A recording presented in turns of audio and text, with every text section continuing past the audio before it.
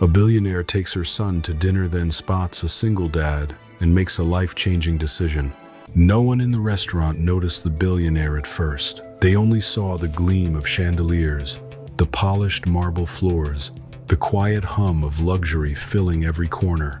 But when Evelyn Hart stepped inside, tall, elegant, wrapped in quiet authority, the waiters straightened, the tables hushed, and the world seemed to fall into place around her. She wasn't here for business tonight. She wasn't here to impress anyone. She was here for her son. 7-year-old Noah clung to her hand, his autism making restaurants feel like storms, too bright, too loud, too unpredictable. But tonight was special, and Evelyn wanted him to feel like he belonged anywhere in the world, even in places built for people who looked nothing like him. "Deep breaths, sweetheart," she whispered, smoothing his hair. "We'll sit in a quiet corner." Noah nodded, trusting her the way only a child could. But just as they reached their table, Noah froze. His gaze locked, not on the menu, not on the shining cutlery, but across the room, at the small, dimly lit table by the windows, where a man sat alone with a little girl. The man wore a worn-out jacket, sleeves frayed. His posture was tired, shoulders curved inward, as if life had pressed him down too many times. The little girl looked around wide-eyed, swinging her legs beneath the chair, her excitement too big for her tiny frame. They didn't fit the restaurant. They didn't belong to this world of gold trim and velvet seats. And everyone knew it. A couple at the next table whispered loudly, "Probably can't even afford the water. Why bring a kid to a place like this?" Another person scoffed. A waiter rolled his eyes as he passed. But the single dad didn't react. He just smiled gently at his daughter, pushing a loose strand of hair behind her ear. "We're celebrating your birthday, remember?" he murmured. "Today's special." Evelyn's chest tightened, because she recognized that look. The look of a parent trying to give their child the world, even when the world keeps refusing them. Noah tugged on her sleeve.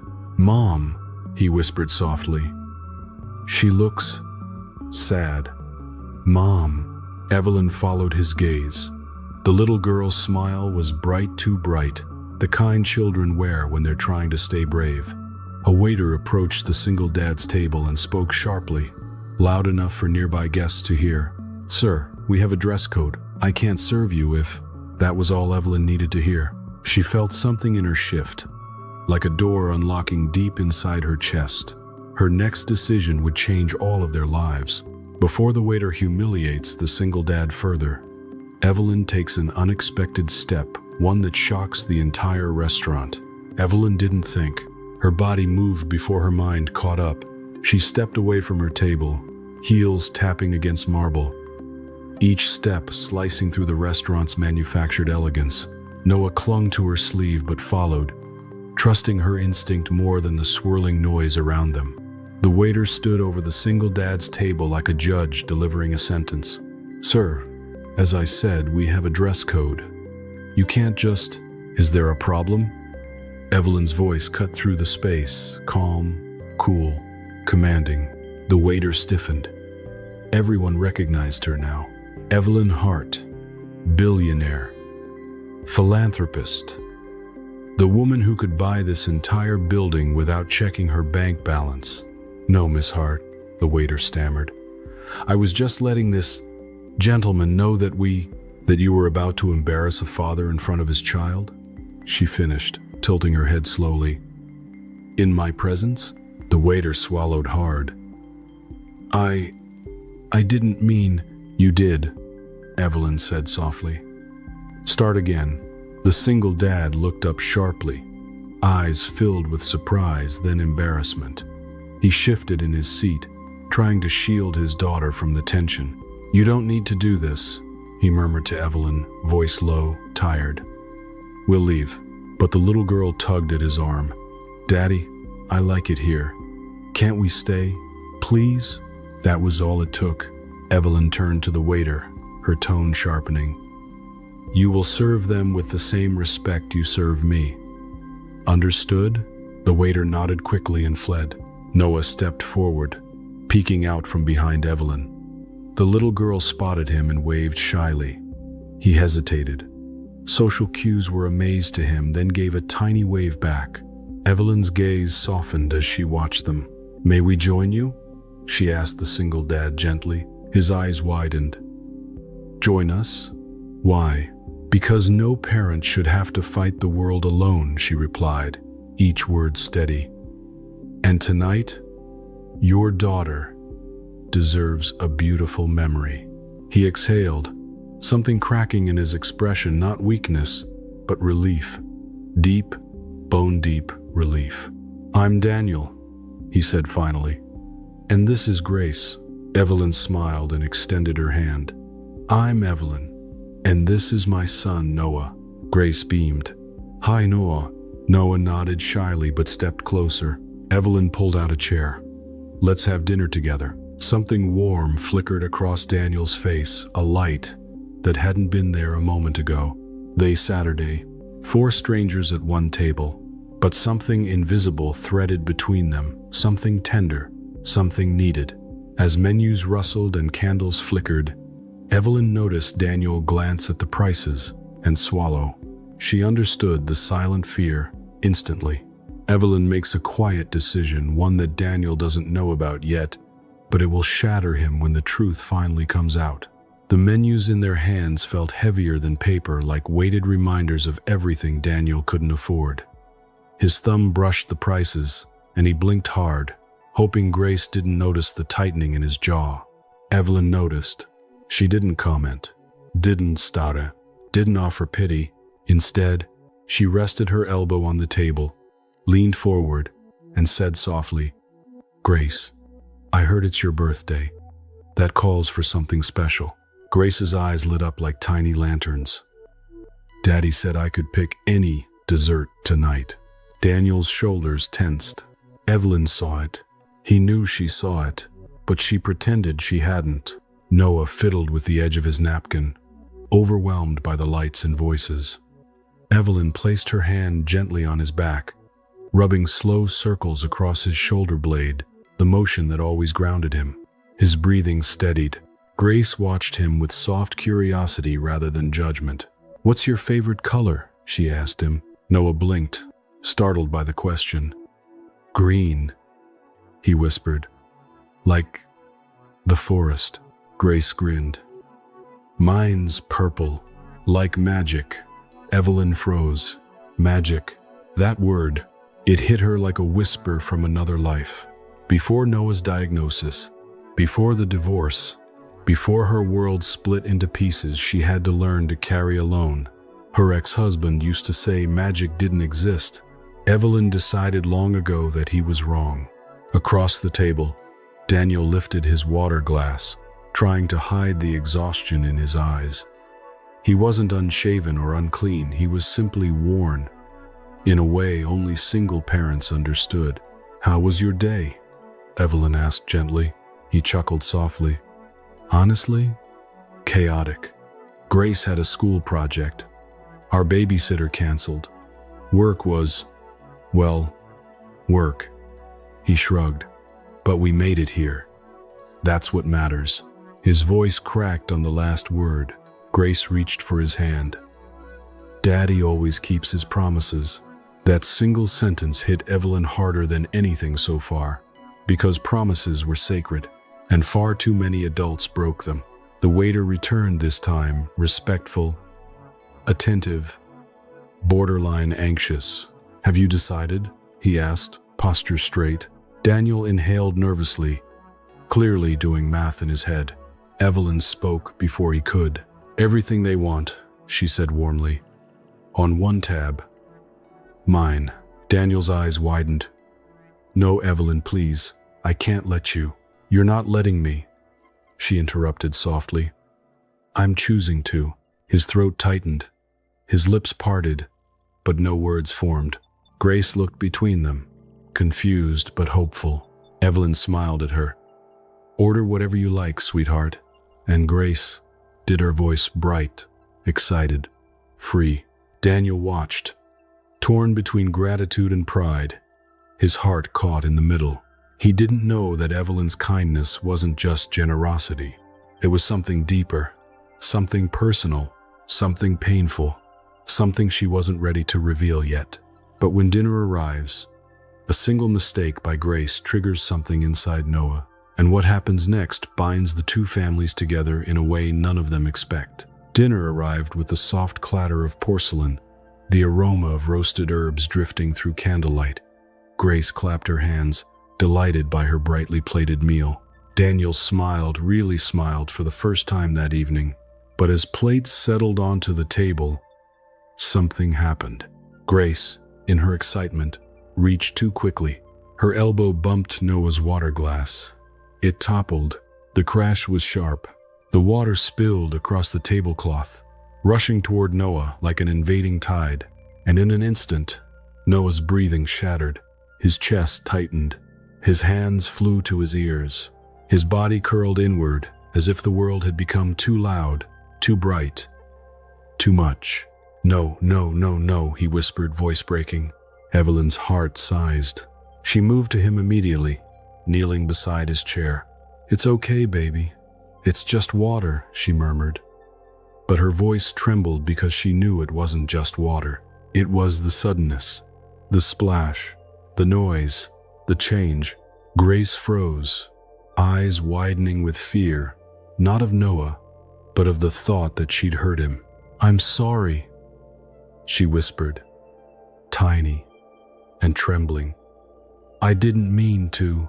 Daniel placed a steady hand on her shoulder, pulling her gently against his side. "It's okay, honey. It was an accident." But Grace shook her head rapidly, tears forming. "I ruined everything. I didn't want to make him cry." Evelyn looked up, her voice soft but firm. "Sweetheart, you didn't ruin anything. Noah's brain just works differently. He gets overwhelmed sometimes, but he's safe. And so are you." Noah's breaths were quick, sharp, spiraling.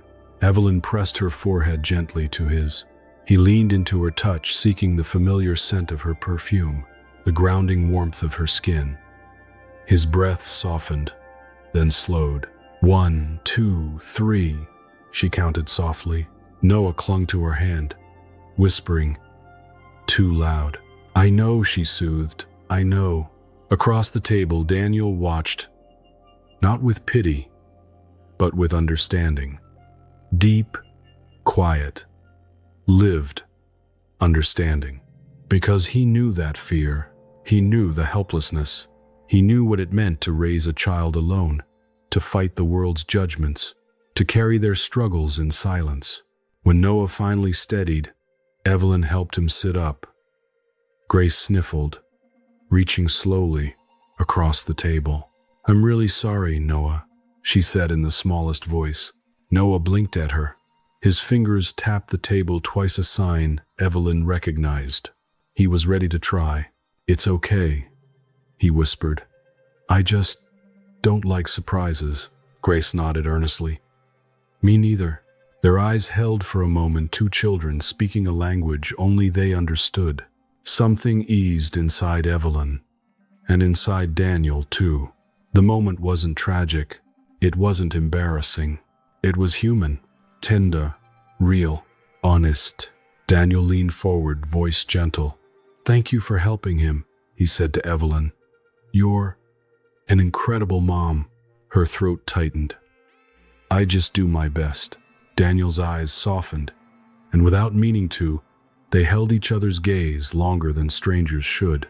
The candles flickered between them like a quiet promise. But just as the tension softens, Daniel receives a text that shatters the fragile peace of the evening and forces Evelyn into a decision she never expected to make.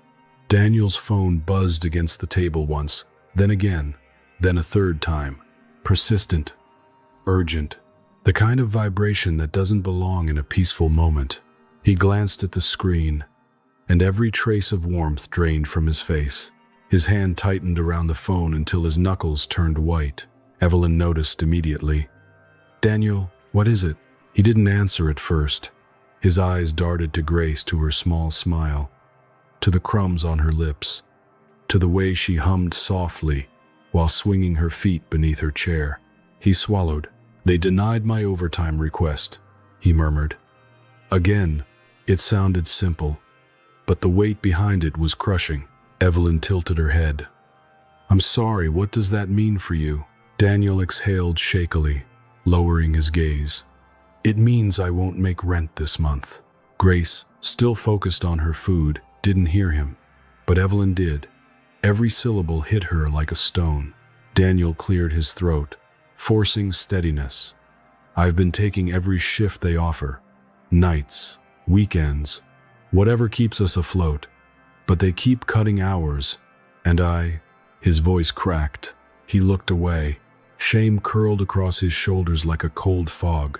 "I thought I could give her one special night," he whispered. "Just one. A birthday she'd remember." But now, he didn't finish the sentence. He didn't have to. Evelyn's heart clenched. A billionaire sitting across from a man calculating whether he could afford to keep a roof over his child's head. It wasn't fair. It wasn't right. And yet, Daniel didn't ask for help, didn't hint at needing any, didn't try to impress her or soften the truth. He simply told it, raw, bare, human. Noah, sensing the shift, leaned gently against Evelyn's arm. She placed a hand on his back, but her eyes stayed on Daniel, on the storm behind his steady expression. "You shouldn't have to fight this hard alone," she said softly. Daniel forced a small smile. "Every parent fights hard, but not every parent is abandoned by the system," she replied, voice tightening. "Not every parent is set up to fail." His eyebrows lifted, slightly surprised she understood, surprised she even cared. The waiter arrived with dessert, a small slice of chocolate cake adorned with a purple candle. Grace gasped in delight, clapping her hands. Daniel straightened instantly, rearranging the storm in his chest so it wouldn't spill into her moment. "Make a wish, birthday girl," he said, his voice breaking only at the edges. Grace closed her eyes, holding the candlelight in her palms, like something sacred. Across the table, Evelyn watched them, this fragile little family, trying to hold joy together with trembling fingers. Her breath caught. She knew this feeling. She knew this fear. She knew what it was like to hold a child while your world was one bill, one crisis, one decision away from collapse. Years ago, she had stood where Daniel stood, now fighting silently, while her ex-husband walked away without looking back. As Grace blew out the candle, the soft puff of air seemed to echo through the room like a plea. Evelyn made a decision in that moment, a decision she had no intention of telling Daniel yet, but it would change everything. When the bill arrives, Daniel reaches for his wallet, unaware of the painful truth Evelyn already knows and the choice she's about to make for him. The bill landed on the table with a soft thud, a sound so ordinary, yet it sliced through Daniel like a blade. He reached for it instantly, out of reflex, out of pride, out of that quiet instinct every struggling parent knows too well. Don't let your child see you break. But Evelyn already saw the truth buried beneath his forced composure. His fingers shook, just barely, but enough. "Daniel," she said gently, "you don't have to." "I've got it," he interrupted, voice caught somewhere between determination and dread. He opened the black leather folder. His throat tightened so violently he couldn't swallow. He knew the total before he saw it. He knew because he'd calculated it 3 different ways before walking through the restaurant doors. And still, the number hit him like a punch to the ribs. Grace leaned over, blissfully unaware. "Daddy, did I use up too many napkins? Is that why you look funny?" He forced a laugh, thin, papery. "No, sweetheart. Everything's fine." But it wasn't. It wasn't even close. His rent shortfall, his car needing new brakes, Grace's school trip he'd secretly hoped he could scrape together money for. And now this bill this night he wanted so badly to give her. It all stacked in his mind like a tower ready to collapse. Evelyn watched his face, watched the war happening behind his eyes. She saw something shift in him, a flicker of humiliation he tried desperately to swallow. She couldn't let him drown in it. Quietly, calmly, deliberately, She reached for her purse. Daniel's eyes snapped up. Evelyn, don't. Please. I can't let you. You're not letting me, she whispered. I'm choosing to. There's a difference. His jaw tightened. I don't want charity. It's not charity. Then what is it? Evelyn hesitated, and for the first time since they met, Daniel saw something vulnerable flash through her confidence, something unguarded and deeply human. It's understanding, she said softly. It's knowing what it feels like to sit exactly where you're sitting. His brows drew together. Confusion, curiosity, pain, she continued quietly. When Noah was 3, I couldn't afford groceries unless I returned bottles for the deposit. I lived in a one-room apartment with a child who had nightmares every night. I know what it's like to pretend everything is fine while the world is falling apart. Daniel froze, every muscle, every breath, because those were words he never expected to hear from a billionaire. The waiter approached, pen in hand. Evelyn didn't break eye contact. She placed her card on the tray. Firm, unshakable. Daniel inhaled sharply, his pride warring with his reality. Why would you do this? He whispered. Evelyn's answer came like truth wrapped in warmth. Because someone once helped me when I thought I didn't deserve it. Grace giggled beside them, swinging her legs, tapping the glass of water like nothing was wrong. And in that moment, Daniel realized he wasn't alone at this table. Not tonight. Not anymore. Daniel thinks the kindness ends with dinner. But Evelyn's next decision will shake him harder than anything yet. Daniel walked out of the restaurant with Grace's tiny hand wrapped in his, the night air cool against his flushed skin. He felt exposed, like every insecurity he'd worked so hard to hide was suddenly written across his face. Evelyn followed beside them, Noah skipping ahead, chasing the glow of the streetlights like they were fireflies. Daniel kept replaying the moment she paid the bill. Her voice, her eyes, her story. It all tangled inside him, gratitude wrapped in shame, hope wrapped in disbelief. When they reached the parking lot, Evelyn stepped closer. Not intrusive, not pitying, just near enough for her presence to feel like warmth in the cold. Daniel, she said softly, before you go, I need to tell you something. He stiffened. Evelyn, you've done enough tonight. This isn't about money. He turned slowly, meeting her steady, gentle gaze. This is about opportunity, she continued. Something that could change everything for you and Grace. His heartbeat stumbled. I don't... He stopped. Evelyn, please don't feel responsible for me. I don't, she said honestly. I feel connected to you, to your fight. He blinked, startled by the sincerity in her voice. Come with me for a minute, she added. I want to show you something. Grace perked up instantly. Are we going to see a unicorn? Daniel let out a breathy laugh. Probably not, sweet pea. But Evelyn smiled. Not a unicorn, but something close. They walked a short distance down the street to a tall building Daniel had seen 100 times but never entered. The lights were warm, the lobby elegant yet inviting. Inside, a plaque on the wall read, "The Monroe Foundation supporting single parents." Since 2018, Daniel's breath caught. Evelyn paused in front of the plaque, her hand brushing lightly against the carved letters. I built this, she said quietly, after my divorce, after everything fell apart. It's a place that helps parents who just need a chance, not a handout. Daniel stared at her. No words, just raw disbelief. I run career programs, housing assistance, childcare scholarships, she whispered. And tomorrow morning, if you're willing, I want to sign you up personally. His chest tightened painfully. Evelyn, why me? Because you're exactly the kind of man this foundation was built for. A man who loves his child more than himself. A man who just needs one break. Daniel's vision blurred. He hadn't cried in years.